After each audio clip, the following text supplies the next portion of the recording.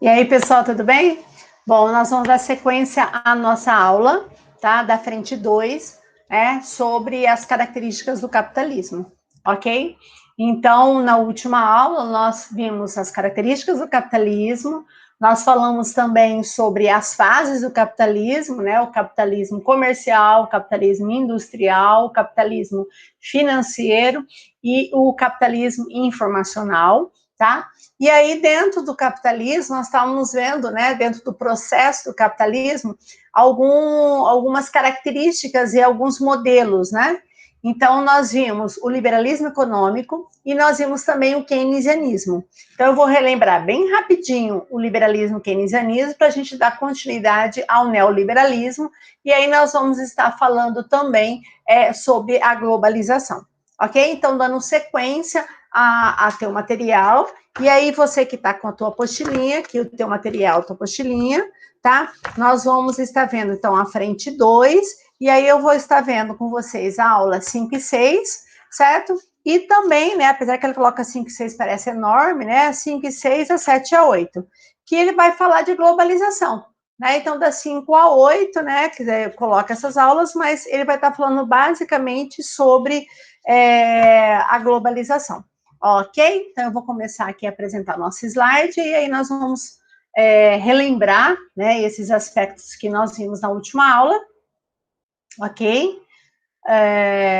E aí a gente continua, tá? Bom, então ontem nós tínhamos visto, né, dentro do liberalismo econômico, nós vimos que o liberalismo econômico ele vai surgir, no caso, desde praticamente o final do século XVIII, que é quando você vai ter, no caso, a meados do século XVIII, né, após a Revolução Industrial, e vai até o início do século XX.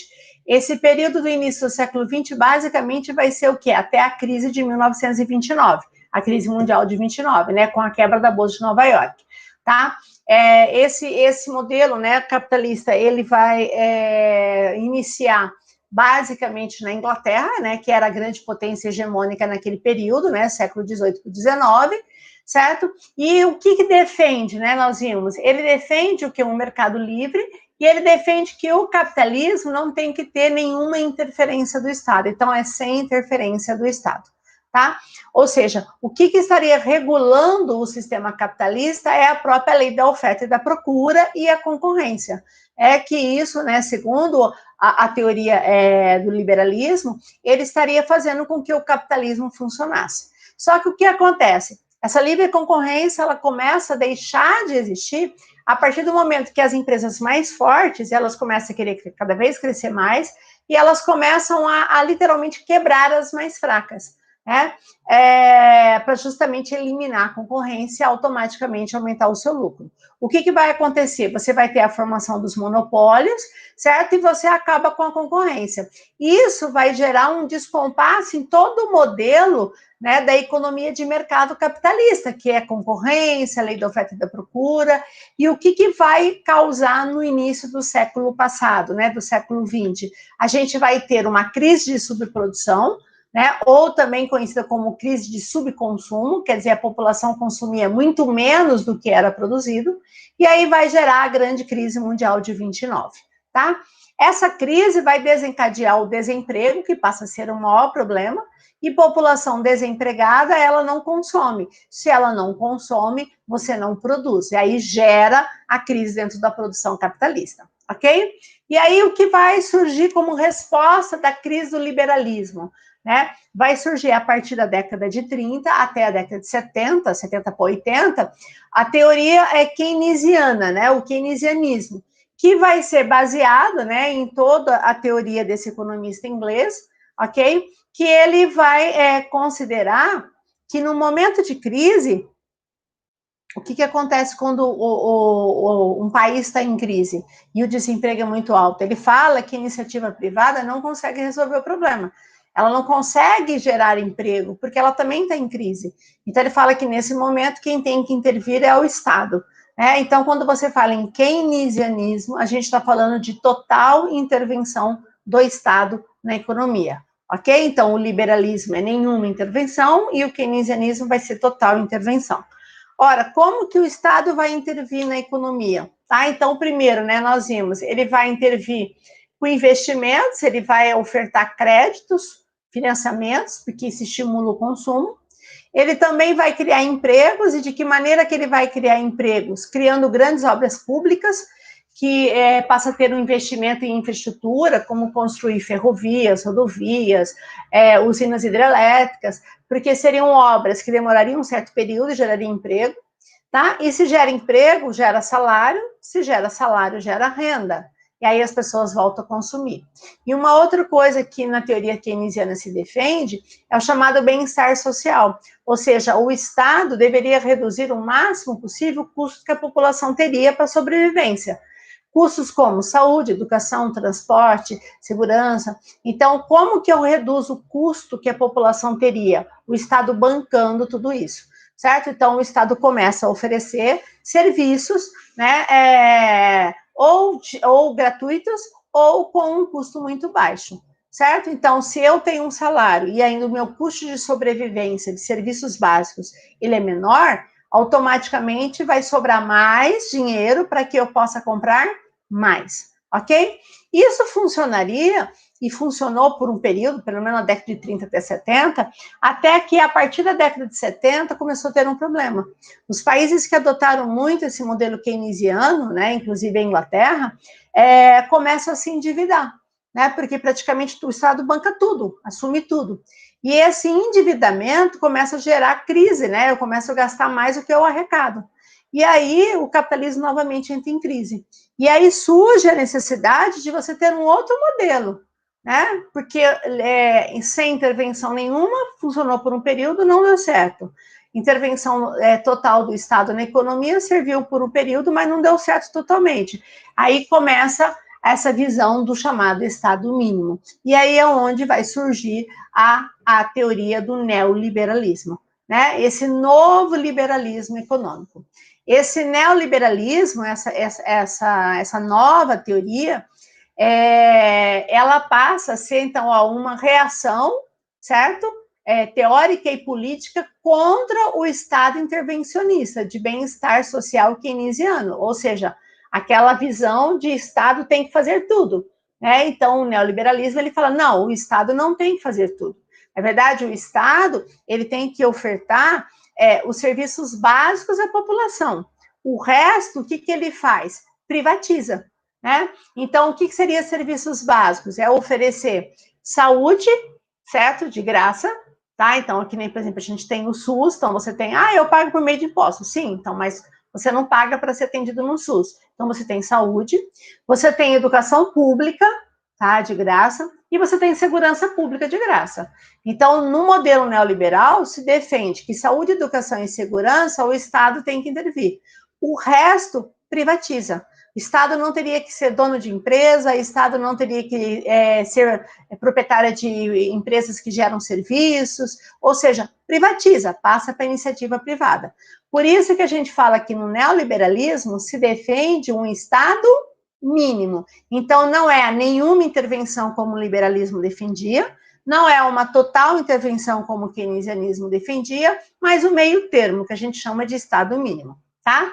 Essa política econômica, né, capitalista neoliberal, inicia, né, você começa a ser aplicado na década de 80 no Reino Unido com a Margaret Thatcher, né, a chamada Dama de Ferro, a primeira-ministra, né, a primeira mulher que foi a primeira-ministra inglesa. Então, a Margaret, ela vai, aos poucos, com toda a crise que estava acontecendo no Reino Unido, desemprego, manifestações e tal, ela começa a ter uma política de privatizações que vai gerar protestos também. Porque a partir do momento que você privatiza uma estatal, você gera um emprego, desemprego, né, direto ou indireto. Né, porque a empresa que vai comprar aquela empresa do Estado, ela vai querer lucro, então ela vai racionalizar a produção, certo? Então, inicia com a Margaret Thatcher, Dama de Ferro, tá? E depois passa a ser aplicado pelo Ronald Reagan, nos Estados Unidos, tá? Na década de 80, e no Brasil, tá? O neoliberalismo, ele chega na década de 90, ele inicia com Fernando Collor.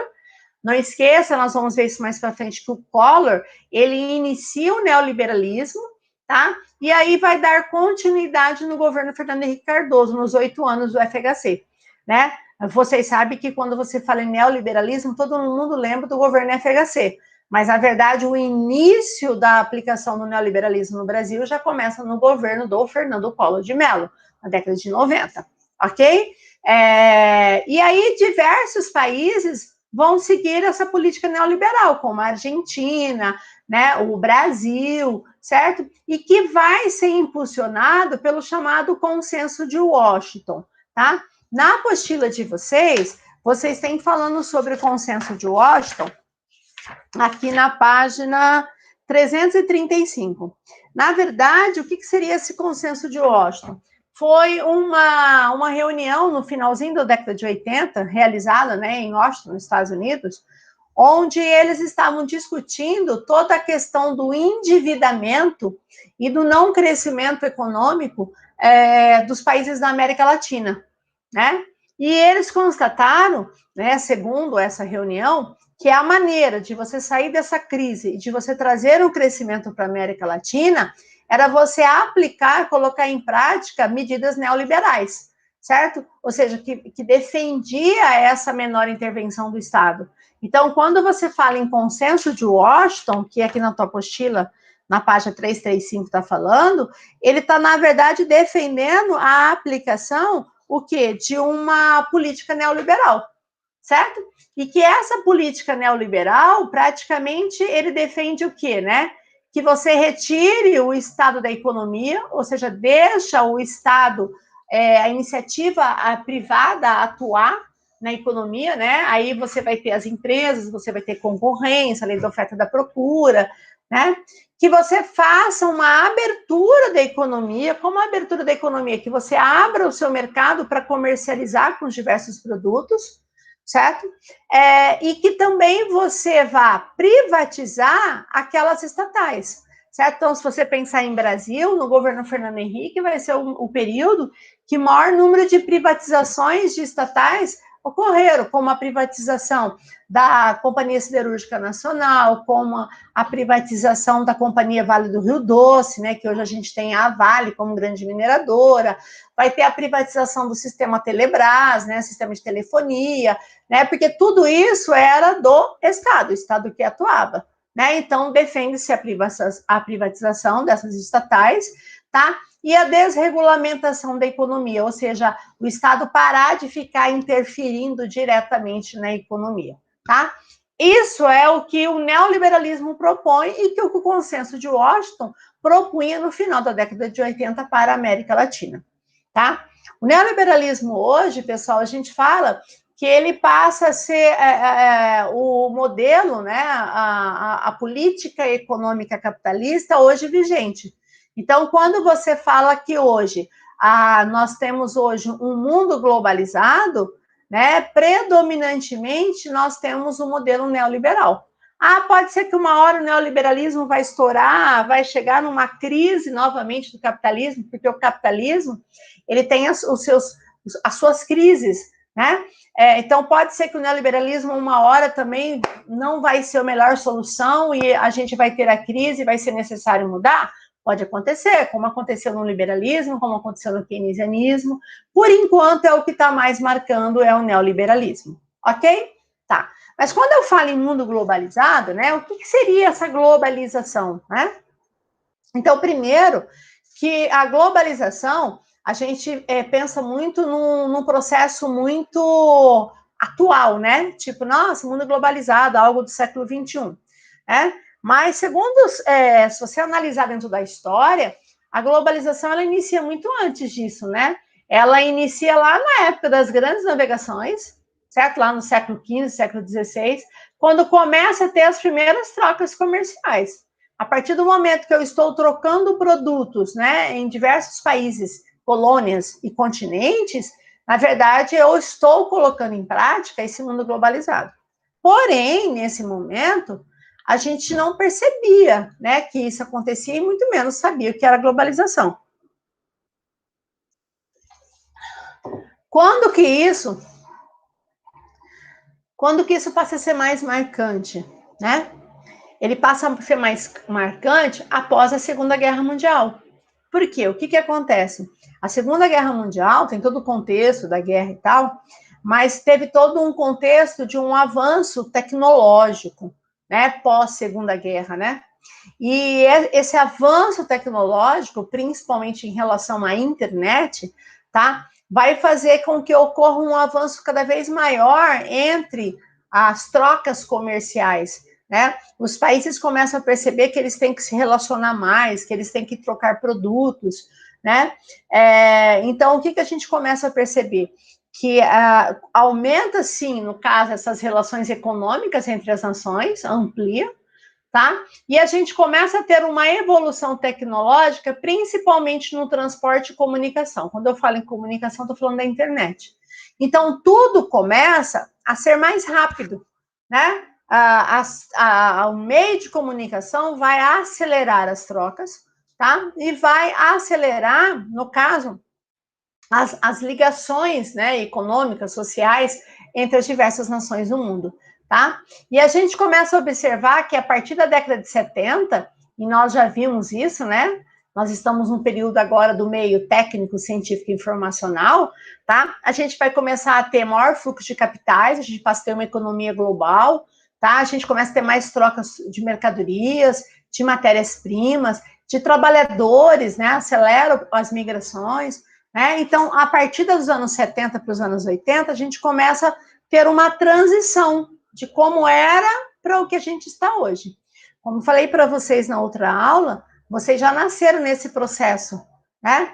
Quem nasceu nesse período ou antes, a gente pegou toda essa transição, né? Então, hoje, você falar de mundo globalizado e você citar exemplos é uma coisa muito básica e muito presente na sua vida, né? Mas para quem tem uma idade um pouco maior, que nasceu nos anos 50, 60, você percebe claramente como esse processo foi acontecendo mais rapidamente, né? Principalmente após a década de 80, tá? Hoje nós estamos num momento que a gente fala que nós temos uma globalização econômica, as trocas comerciais, uma globalização política, isso interfere até mesmo em ações políticas, cultural e até mesmo uma globalização de doença, como pandemia, certo? Hoje tudo é global, tudo ela tem uma escala global, como nós já vimos. Não é mais uma escala geográfica local nem regional, hoje é uma escala global, ok? Bom, quais são as características? Como é que eu percebo que a globalização está presente no nosso dia a dia, né? Ou como que ela iniciou? Então, primeiro que ela se manifesta quando você cria as chamadas organizações macro-regionais. O que seriam essas organizações macro-regionais?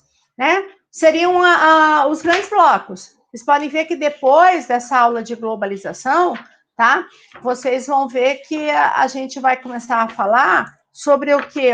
Sobre blocos econômicos, certo? A gente vai falar de Mercosul, União Europeia, né? Os acordos econômicos entre os países e continentes. Ou seja, a gente começa a falar das organizações macro-regionais, tá? Que basicamente seria o quê? Seria a formação dos blocos, onde você vai ter uma maior troca comercial, financeira, livre circulação de bens, de produtos, de mercadorias, de pessoas, de serviços, certo? Tudo com qual objetivo? Não é um objetivo direto que, eu vou fazer isso para ajudar o meu país vizinho. Na verdade, o meu objetivo é que nessa ajuda ao meu parceiro, eu estou ganhando mercado. Então, eu estou tendo alguém para comprar o meu produto, né? Então, eu vou ter no meu mercado consumidor e com isso eu vou estar acumulando riqueza, tá? Então, existe um interesse comercial. Eu não vou detalhar muito, porque a gente vai estar falando depois, tá?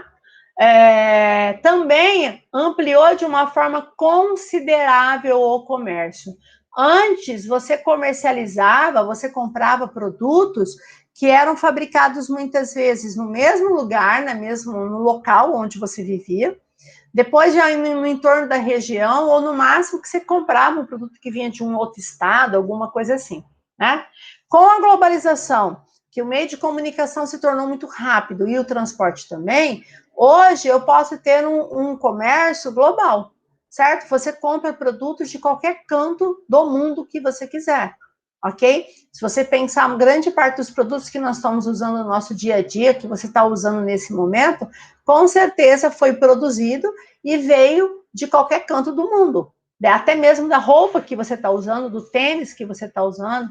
Então, esse crescimento do comércio, tá? Esse comércio ele vai crescer devido a vários fatores, né? Como todo um progresso, um crescimento econômico dos países, tá? A expansão das multinacionais, certo? Porque as multinacionais percebem, principalmente pós-Segunda Guerra, década de 50, mas ela vai dar o grande boom nos anos 70, que eu não posso mais explorar diretamente um país, né? Porque agora não tem como conquistar novas colônias. Mas eu posso colocar uma filial da minha empresa dentro do seu país e usar tudo aquilo que você tem de barato, como mão de obra barata, matéria-prima barata, tua energia, tá? Eu estou usando o seu ambiente para poluir, né? E aí as multinacionais, a partir da década de 70, elas vão espalhar, né? Elas vão colocar essas filiais para diversos lugares do mundo, certo? Não só para vender o seu produto, como para produzir, que a gente vai ver. E isso, graças a todo esse meio tecnológico de comunicação. Por quê? Porque eu posso ter uma central, a matriz lá nos Estados Unidos, mas eu posso produzir o meu produto em qualquer canto do mundo, porque eu controlo tudo hoje, né? Pela tecnologia, por meio de comunicação, tudo online. Ok? Então, esse comércio deu um boom, esse comércio realmente se tornou algo global. Ok? Outra característica que está ligada muito ao comércio é a mundialização da produção. O que seria a mundialização da produção? Eu vou produzir, tá? Aonde for interessante para reduzir o meu custo. Ok? Então, uma empresa norte-americana, se eu produzir determinado produto nos Estados Unidos, eu tenho uma mão de obra mais cara, porque ela é mais qualificada, eu tenho sindicatos fortalecidos, eu tenho uma matéria-prima mais cara, eu tenho, de repente, um custo de energia, e aí de repente, eu descubro que lá na China, eu tenho uma mão de obra super barata, eu tenho incentivos do governo, eu tenho matéria-prima barata, energia barata. Ora, por que eu vou produzir nos Estados Unidos? Eu vou produzir, por exemplo, lá na Ásia, ok? E por que eu posso fazer isso? Porque hoje eu tenho a comunicação que eu posso estar aqui controlando do outro lado do mundo, eu produzo, tá?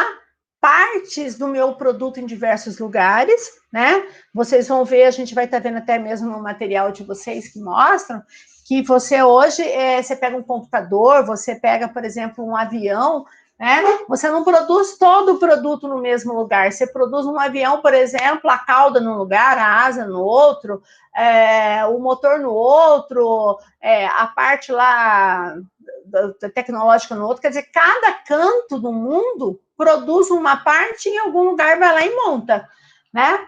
Por quê? Porque eu posso mundializar a produção. Eu vou para qualquer lugar, tá? Desde que o meu produto, tá? Tenha um baixo custo, tá? Então, aqui, ó, eles estão fazendo o que a gente chama de nova divisão internacional do trabalho, que eu não sei se vocês se recordam, que eu pulei aqui atrás, por isso que eu deixei até mesmo um slide, ó, a divisão internacional do trabalho, que a gente chama de DIT, a tradicional, o esquema antigo, era assim, né, ó, Europa, América do Norte, Japão, né, que seriam os lugares mais desenvolvidos, tá? Mandavam, isso no pré-guerra, antes da Segunda Guerra, tá? Mandava todo investimento direto para a América Latina, África e Ásia, tá? E esses países mandavam o quê? Mandava o produto primário, como minérios, produtos agrícolas, e ele mandava o produto industrializado e investimento. Então, ele investia e tinha o produto industrializado. Tá? Isso no pré-guerra, antes da Segunda Guerra. Após a Segunda Guerra, principalmente década de 50, 60, 70, tá? O que a gente observa? Que Europa, América do Norte e Japão, tá? Continua mandando os produtos manufaturados e recebendo os produtos primários da América Latina, da África, tá? Só que agora eu tenho um grupo, Brasil, México e Argentina, por exemplo, né, que seria, no caso, os chamados emergentes daqui da América, que, além de eu receber investimento direto das indústrias, também, além de eu receber investimento direto, com capital alguma coisa, eu tenho indústrias sendo instaladas aqui.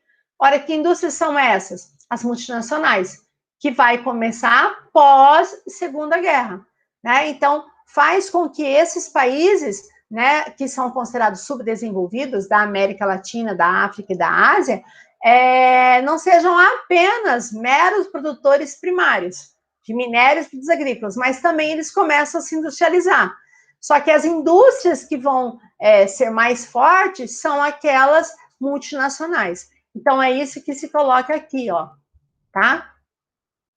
Aqui, ó, tá? Então, essas multinacionais, certo? Elas vão se espalhar pelo mundo para produzir em qualquer lugar onde o lucro é maior, tá? Desenvolvendo um novo processo de divisão internacional do trabalho. Aí você tem um Brasil que começa uma industrialização bem tardia, principalmente pós-década de 50, com uma grande participação de multinacionais, ok?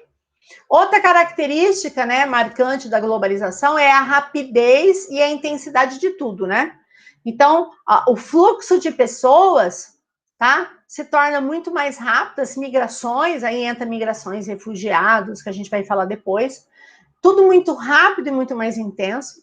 A gente vai ter troca de informações, de produtos, de capitais. Você pode comprar ações de empresas de qualquer canto do mundo, né? Você pode fazer transações no mercado financeiro em qualquer canto do mundo, com maior rapidez e com maior intensidade. Isso graças à evolução tecnológica, tá? E outra característica marcante é também a conectividade, né? Ou seja, a internet. Então, quando você fala em mundo globalizado, você tem que falar hoje dessa troca de informação, tá? Tudo em tempo real, tudo ao mesmo tempo, certo? E, basicamente, o mundo está conectado, ok? Só que tem um detalhe. Quando você fala em conectividade, né, compartilhar informações com bilhões de pessoas pelo mundo, dá a impressão que o mundo inteiro é muito ligado, né? E a gente vai ver que não é bem assim, tá? Eu vou estar mostrando agora para vocês. Outra característica é o chamado fluxos financeiros internacionais. Como assim? Eu aqui no Brasil, eu posso investir meu capital em qualquer canto do mundo, certo? Eu posso comprar ações em qualquer canto do mundo. Como qualquer investidor no mundo pode comprar ações de uma empresa brasileira, né? Graças à tecnologia. Só que o que acontece? Como esse fluxo, ele é diário e ele é muito rápido, e ele quer um lucro muito rápido, a gente fala que esse dinheiro ele voa e pousa em qualquer lugar do mundo, aonde você tenha vantagem. Então, por exemplo, se eu vejo, por exemplo, uma empresa lá de fora, vê que por alguma razão eu tenho possibilidade de ganhar muito dinheiro com uma empresa, comprando ações de uma empresa brasileira, eu venho, compro essas ações, invisto aqui dentro, dinheiro, capital entra no país, comprando ações da empresa brasileira. Mas quando, de repente, gera qualquer risco, né, de eu perder dinheiro, ao mesmo rapidez que esse dinheiro entrou, esse dinheiro sai.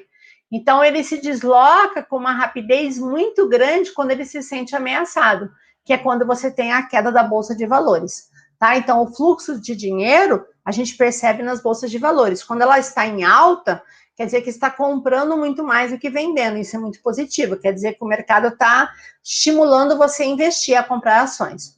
Quando pinta alguma crise, ou interna, ou uma crise muitas vezes global, começa a ter quedas e quedas e quedas da bolsa. É um indicador que as pessoas estão vendendo as suas ações com medo de perder dinheiro. Isso não é legal. Aí provoca o que a gente chama de efeito dominó, tá? Outra coisa que vai marcar bastante na globalização vai ser o surgimento das chamadas cidades globais, que antigamente a gente chamava de metrópoles globais.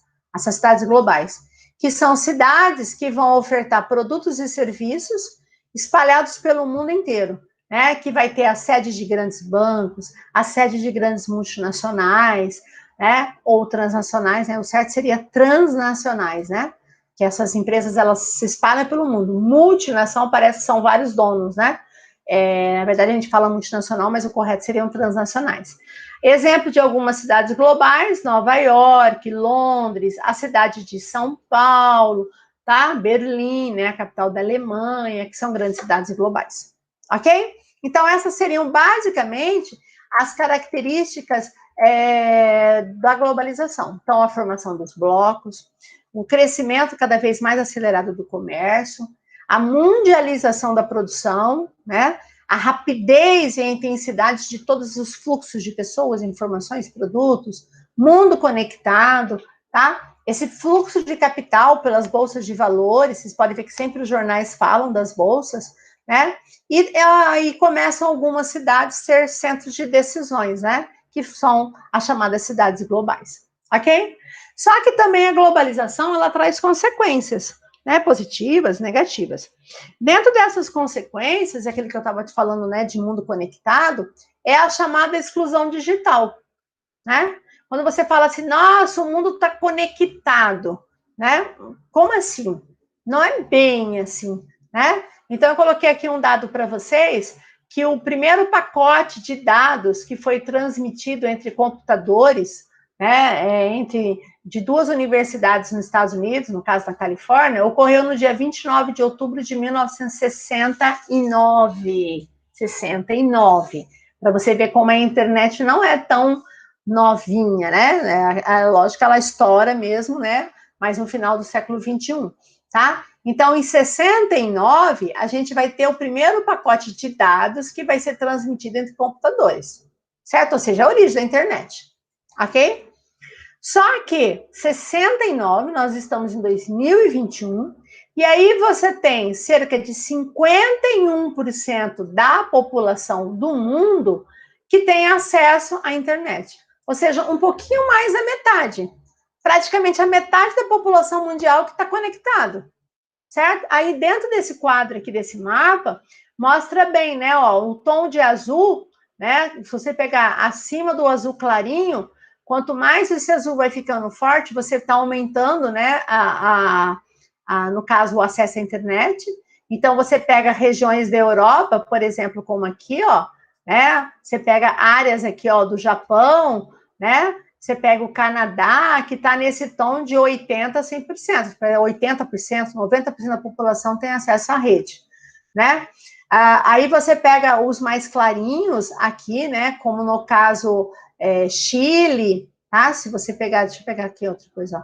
Se você pegar aqui, ó, Chile, Argentina, Uruguai, aqui eles colocam a Venezuela, tá? Eu não sei até onde que isso aqui é real, né? Você pega aqui a Austrália, Nova Zelândia, né, a Arábia Saudita, né, diversos países aqui da Europa, a Rússia, né, que estaria nessa faixa acima de 60% de conectividade. Aí na faixa laranja, né, você começa a ver que quanto mais claro for o tom do laranja, tá? Estaria entre 50 e 59. Então, se você pega Brasil, por exemplo, é uma média de 60% da população brasileira que está conectado, tá? Várias regiões do Nordeste, como áreas do Maranhão, Piauí, na Amazônia, que a população ela não tem acesso à internet, como nós falamos ontem, né? E aí, quando você vai nesse tom do laranja para o marrom, tá? Você vai vendo que a conectividade está caindo. Então, se você pega na África, olha a cor predominante aqui, ó, na África subsaariana, né? Abaixo do Saara, região central. Olha só, é o tom do marrom, que vai pegar numa média de 20% a 29% de população tendo acesso, 10% a 19%, quer dizer, então é uma média que vai variar em torno de até 30% da população local, nessas regiões da África, que tem acesso à internet. Então, quando você fala que o mundo está conectado, né? Nossa, mundo conectado e tal, aonde? Depende de que lugar você está analisando. Então, hoje nós temos um problema muito grande de uma exclusão digital. Nesse momento de pandemia, até mesmo no Brasil, que tudo tem que fazer online, tudo é pela internet, você não tem atendimentos, muita gente está passando por situações bem difíceis, porque tem muita gente que sabe, de repente, mandar uma mensagem no WhatsApp ou ver uma coisa na rede social, mas não sabe mandar um e-mail, não sabe, de repente, entrar no aplicativo, tem muito, ainda, na verdade, é um analfabeto digital, tá? Então, é uma consequência muito negativa a exclusão digital. Um outro problema muito sério, quando se fala também da globalização, é a questão do desemprego, né? E o desemprego, é lógico que ele não é bom, ele é ruim em qualquer situação. A gente tem vários tipos de desemprego, mas dois têm destaque, que seria o chamado desemprego conjuntural e o desemprego estrutural, tá? Então, qual seria a diferença? Então, se você pensar hoje, no Brasil, qual que estaria ocorrendo mais hoje no Brasil, né? Em diversos lugares do mundo, mas vamos pensar no Brasil, por causa do Covid. Seria o conjuntural ou estrutural? Qual seria? Então, vamos lá, ó. O desemprego, pessoal, tem outros tipos, tá? Eu estou destacando os que geralmente mais caem. Então, o que seria o desemprego conjuntural? É aquele que ocorre por uma questão de recessão da economia. Alguma coisa está fazendo com que você tenha uma retração na produção. Você não está produzindo, você não está vendendo, tá? E aí, se você não está vendendo, as pessoas não estão comprando, cara, eu tenho que reduzir meu número de funcionários. E aí, o que acontece? As empresas, elas se veem obrigadas a dispensar os seus funcionários para cortar despesa. Então, é o que está acontecendo hoje. Numa pandemia, num lockdown, você tem que fechar, você não consegue produzir, porque tem hora para produzir, parará. As empresas, elas não estão conseguindo sobreviver direito. Então, o que elas fazem? Para sobreviver, elas vão mandar embora seus funcionários para cortar despesa, vai ficar com o mínimo necessário, certo? Isso se não fechar a porta. E aí, o que acontece? Você tem um número desempregado por uma conjuntura, por uma crise. Se isso passar, se Deus quiser, vai passar, e as coisas começarem a voltar na normalidade, você vai ter que precisar novamente de funcionários. Então, esse emprego pode voltar. Já o desemprego estrutural, o nome diz, o que muda é a estrutura do emprego. Ou seja, quem, na verdade, está tomando, de certa forma, o seu emprego é a tecnologia. Então, são aquelas funções, e eu falo que agora com a pandemia, esse desemprego estrutural vai crescer de uma forma mais assustadora, porque as pessoas tiveram que se virar, tá? Até nós, né, fazendo tudo online, muitas vezes, se virar, fazer as coisas pela internet. E aí, quantas pessoas que as empresas estão vendo que não vão ser mais necessárias, certo? Quantas pessoas estão trabalhando no home office, tá? Qual a redução do custo que eu estou tendo, ok? Então, toda essa mudança tecnológica está fazendo surgir um novo padrão de emprego, certo? Então, eu preciso de menos funcionários do que eu imaginava, porque a tecnologia está substituindo. Mas, não esqueça que, ao mesmo tempo que ele gera desemprego, ele gera novos postos, certo? Por que ele pode gerar novos postos? Porque, basicamente, ele vai precisar daquela pessoa que vai fazer o programa, que vai dar manutenção àquela máquina,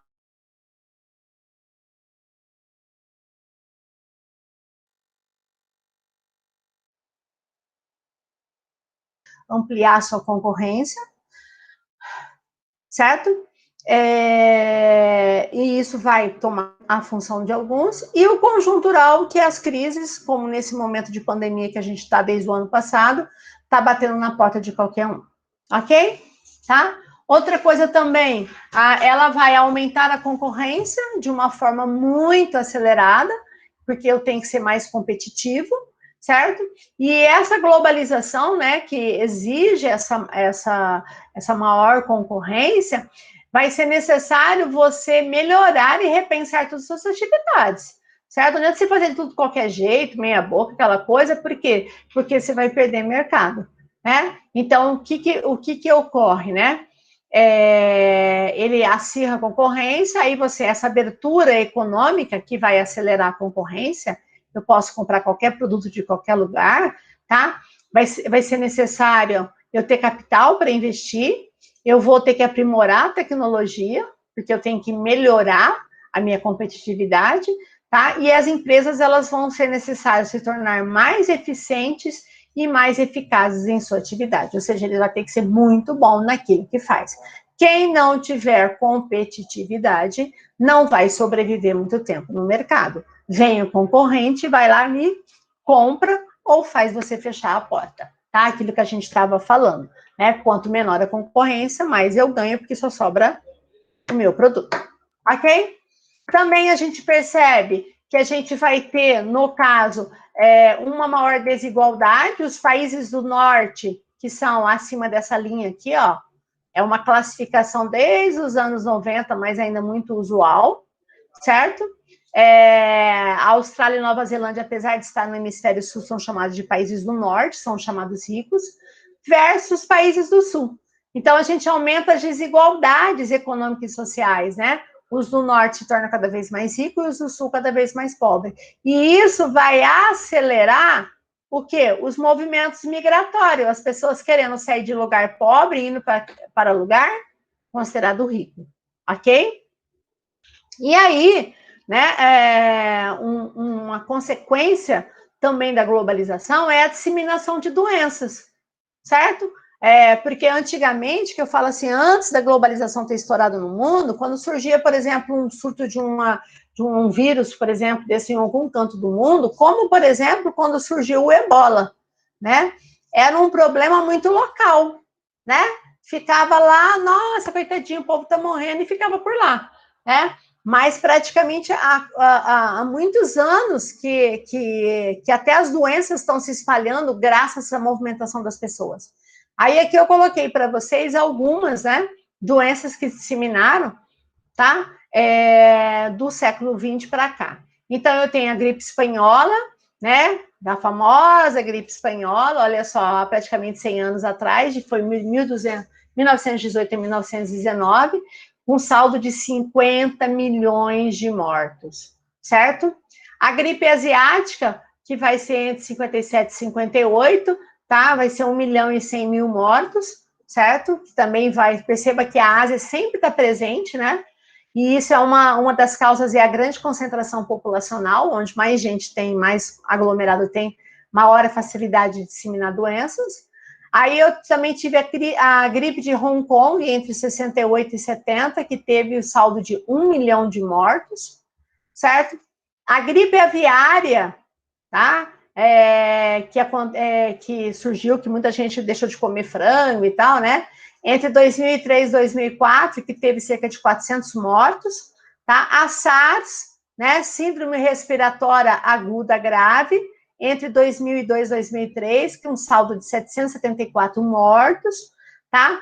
Aí veio a gripe, que o pessoal chamava de gripe suína, né? Que é a gripe A, H1N1, entre 2009 e 2010, 18.500 mortos, de acordo com a OMS, tá? A MERS, esquece da MERS, que é a Síndrome Respiratória do Oriente Médio, tá? Que aconteceu em 2012, tá? Com 863 mortos, tá? O Ebola na África, em 2013 e 2016, e reapareceu em 2018, inclusive indo para áreas da Europa, né? Porque você pega uma doença, você pega um avião, você leva para qualquer canto do mundo, tá? E aí vem o Covid, né? O SARS-CoV, no caso, o Covid 2019, e aí eu coloquei o dado até fevereiro de 2021, onde nós tivemos já casos, mais de 120 milhões de casos pelo mundo, tá? Mais de 68 milhões de pessoas recuperadas e mais de 2 milhões, você pode ter certeza que está chegando aqui na casa de 3 milhões de pessoas. É lógico que a quantidade de mortos do Covid até agora, perto da quantidade de mortes pela gripe espanhola, é muito menor, mas também é um outro contexto, uma outra ciência, uma outra tecnologia. Ok, galera? Tá. Então, também, a disseminação de doenças, o Covid, a pandemia, no caso do Covid, é uma prova perfeita que, no caso, a doença, ela também se espalha de uma forma muito rápida no mundo globalizado, né? Porque facilita as trocas comerciais de deslocamento das pessoas. Então, toda vez que as pessoas se deslocam mais rápido, né, automaticamente ela pode transportar doença junto com ela também. Tá bom, gente? Então, a gente vai ficar por aqui, vou encerrar a nossa gravação e a gente se vê na próxima aula, se Deus quiser. Beijão, galera! Resolva os exercícios da apostila, eu vou deixar para você resolver. Qualquer dúvida, é só me mandar. Tchau, tchau, galera!